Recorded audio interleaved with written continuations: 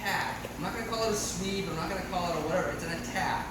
And the neat thing about it is there's all these little hip movements and pressures that you're going to create. And the reason I wanted to show it and you guys to feel it is all those little pressures are all over the place in Del Hiva. And if you do a good job of getting used to those pressures, all the other ones will get better. All the other sweeps, all the other passes, all the other attacks will get better for you, okay? One more time. A couple of details I just want to reiterate. Okay, so we're equal right here, right? We're equal. Nobody has really anything. Well, These guys French, are. so I give you. But I mean, yeah, otherwise. I thank you for that, Pat. I appreciate that. Okay. You're American. He's French. He does. All right. I get my grip. I have the hook underneath, and I have a shallow hook right now. But I'm going to bring his foot to the outside of my leg, and I'm going to make my hook go in there better, and I'm going to tip him over. And the arm goes straight. Arm goes straight. I'm going to shove my foot underneath. If I get it just right, there's going to be a lot of pressure. But he knows what I'm doing, so he's going to turn his arm or do something. As he turns his arm, I'm going to come up, I'm going to let it go, and I'm just going to take my position. This would be considered coming up, okay? From a double guard pull, it's just an advantage, unless you didn't start that way, okay? So what we're here. But now at this point, we're going to choose depending on what he does. And we're going to be able to feel, because we can feel what he's doing.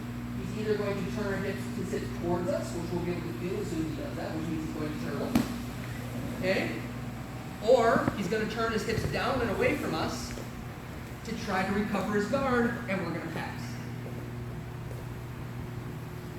Technically, it wouldn't be a pass. It would be a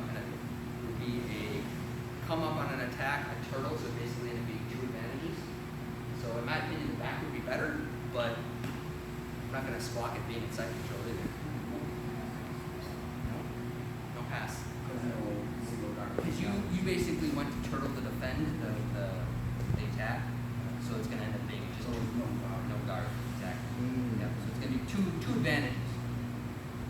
Also, when you're doing this, be careful. I see Doc rubbing his arm. Be careful. You can put a lot of pressure there, guys. So just be careful with that, okay? Like he said, if you see them grimacing down, just let go. Yeah, exactly. Just let go. Yeah, especially if it gets bound up. Like you let it go and it's bound up, and you got like a bicep cutter. Be careful. We're not looking to hurt anybody, right? And if you've got it so bound up so tight it's doing a bicep cutter, most of the time it's going to make it too hard to pass anyway. You're just fighting for no good reason. So, be conscious of what you're doing with your pressure with your body. Okay? But it's turn to make triangle. Always. It's Well, trying to make them tap, right? No, as long as you're brown belt and above. Because it could look at bicep. Bicep crusher would be illegal. But that first one was an arm bar. First part is arm bar. I'm saying if the arm gets tangled. Yeah, if we get here, right, we're here, I get this, I make this go long, I turn him over, and I get a nice deep hook, and he doesn't know what I'm doing, well, heck, I can apply pressure, see? And all I gotta do to do that is just hang on to my hand. But his hand's already turned away, so his elbow's pointing away. It's gonna be hard to get, but if I've got that at a good angle, and I can apply downward pressure, I can put a lot of pressure on it. I would say, yeah, I agree. If you get here in a tournament, drive it to the floor.